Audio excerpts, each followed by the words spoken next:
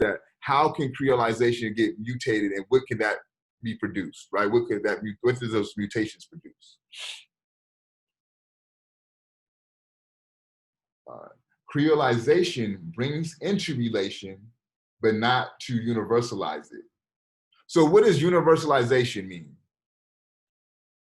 Think about Eurocentricity, right? How does that pertain to universalization? Is that just like taking an idea or like notion global or like universal? Absolutely. So he's saying is we're not interested in universalizing creolization, right? So universalizing creolization would say everywhere in the world has to speak Creole, has to cook Creole food, has to be infused with Creole culture. I'm not interested in that, right? That's not what we're here to do. Not to universalize it, but the principles of Creoleness regress towards negritude. And again, this is that idea of negritude, right? Ideas of Frenchness, of Latinness, all generalizing concepts more or less innocently. So what he's saying is he's actually arguing against this idea of negritude. Because think about what negritude is, right? Just like Afrocentricity. We're going to focus on Africa. We're going to focus on African experiences. That's a universalization, right? He says, I'm not interested in that. I'm not interested in the universalization of Frenchness. Nah. I'm not interested in the universalization of Latinness. Nah. All generalizing concepts more or less innocently. That's not what we're here for, right? I'm here to see what mutations can be produced from creolization, but more importantly, from this idea of relation, how people connect with one another. So we'll end class with this conversation. How can we take Glissant's idea of relation into our modern, right? So essentially, for your third paragraph of your journals, what did you guys write? How did you take his writings, his poetic, and apply it to what's going on now? And if you want to get more specific about it, how do we take Glissant's idea of relation and apply it to the now?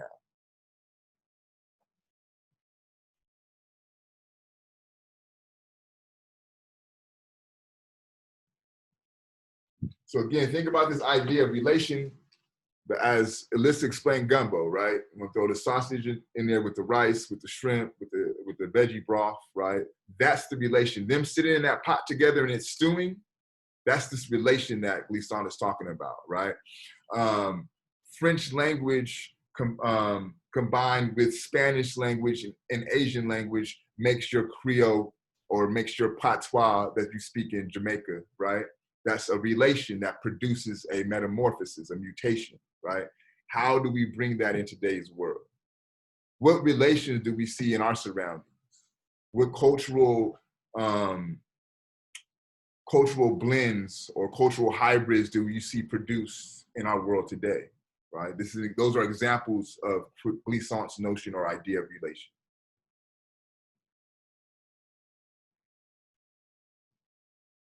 Think about language, you can think about food, right? You can think about music. So all examples of relation. Reggaeton, right? That's an example of a musical relation.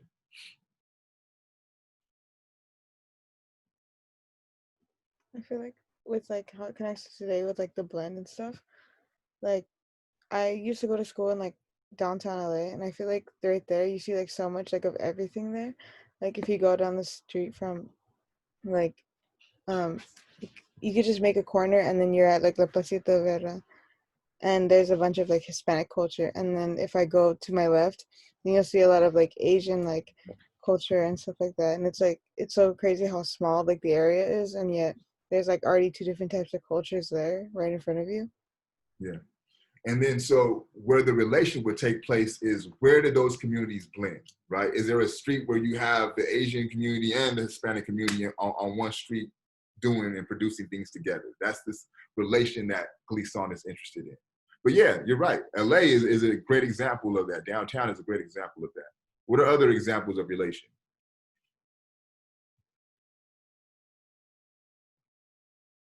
And it really is not even that complex, right? You can even think about other ways that people use this notion of relationship, right? That gives you an example of the relation right there.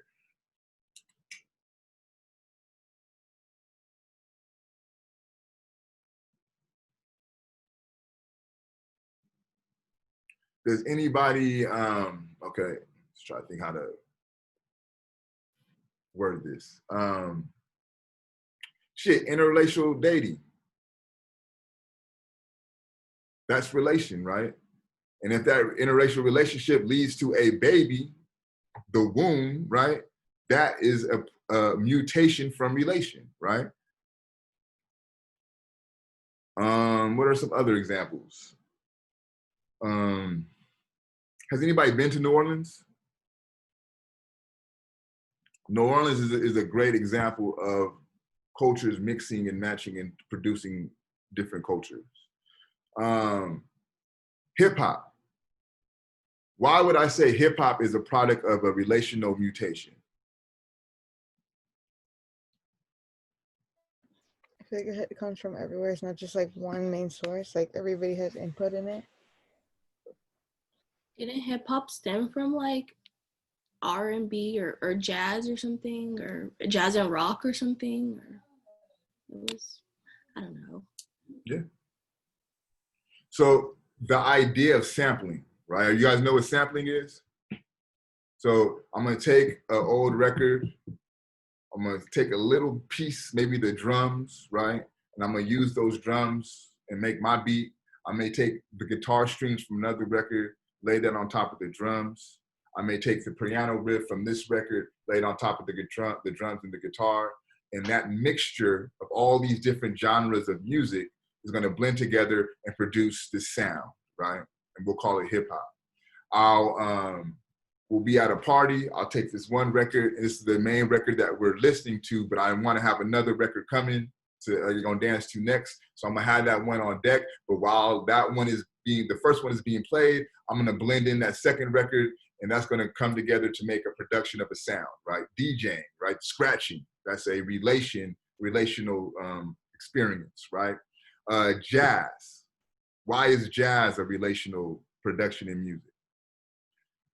Jazz is also very centered around the idea of the impromptu, right? So behind me is John Coltrane, right?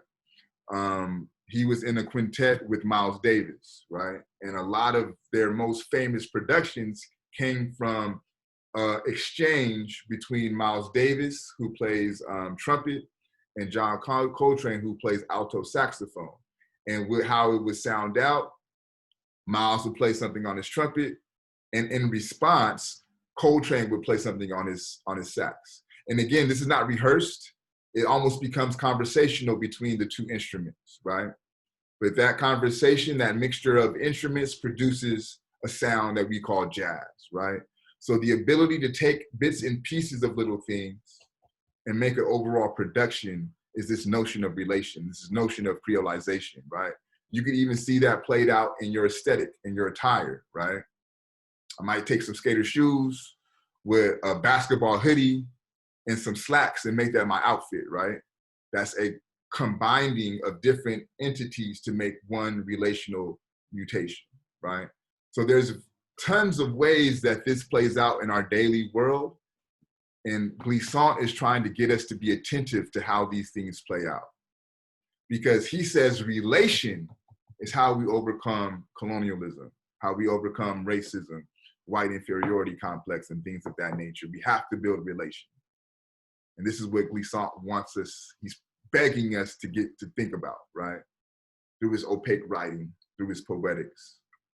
So last 5 minutes, why do you think the poetry is important? Why do you think, because I mean, he has a Ph.D., he could have wrote an essay, he could have wrote a discourse, but he chose a poem or a poetic. Why do you guys think the poetic is important? Well, I think the reason why he chose like using the poetic route, I feel like when just like in poems in general, you can express yourself a lot easier through metaphors and other types of what are they called? Forms of expression, I guess. Mm-hmm. easier for you to convey your message rather than just like writing a simple paper. Yeah. Anybody else? Is it Um, maybe? you can go. I was gonna say maybe because it's kind of a new way of doing things. Because I'm pretty sure like there's been a lot of papers that have been written, but not as many poems out there. So I would say maybe that's one reason. Yeah. Ariane, you gonna say something? A poet, like poems tend to grab the reader's attention when using literary devices, but like rhyming. There was I forgot what page it was, but there was a part where he just kept on rhyming, and like that got my attention more than an essay. Yeah. Anybody else want to comment? Why the poem becomes important in this work? I think it adds the read. I think it helps the reader like really understand. I guess you can say like by using like I guess you can say imagery because he uses a lot of descriptive words to explain the story or the what he's trying to say. So it helps because I know when I read, I like to imagine what's going on because it's easier for me to understand when I read. So, you guys are all absolutely right? But I want to take us back to last week's reading in Ngugi, right? So Ngugi gave his middle finger to the colonial structure by saying, I'm not going to write in your language anymore, right? What Glisson is doing, he's doing the same thing, although he's writing in their language. I'm not going to use y'all method, right? I'm not going to come up here in no buttoned up, suit and tie discourse approach to how I want to make my argument. I'm going to be poetic, right? I'm going to disrupt your typical method in the way that I was trained to produce arguments. I'm going to be a little bit more flexible in this. And then keep in mind who his mentor is, right? Aimé Césaire, who is a poet. Leopold Senghar, who is a poet, right? So he's trained by poets, right? The whole negritude movement was developed by people who are poets, right? Think about how I said earlier in the class, this is a continuation of the oral tradition, right? So he's carrying on that torch of being of orality, right? Of carrying our tradition on. So when you think about that, right, you think about hip hop, it's a continuation of that oral tradition. It's a continuation of orality. It's a play on poetry, right? It's poetry with a beat. So as we go forward, we've been on the African continent with Ngugi, with Somé, dealing with Ma'at, dealing with Kemetic proverbs. We've been to the Caribbean with Césaire, with Glissant. So now we're going to touch on American soil going forward. And it's something similar to a poetic, but it's more idea of folklore, what we'll be getting into next, right? It's these, the folklores and these stories that were told that help the enslaved Africans on this continent make sense of the world, right?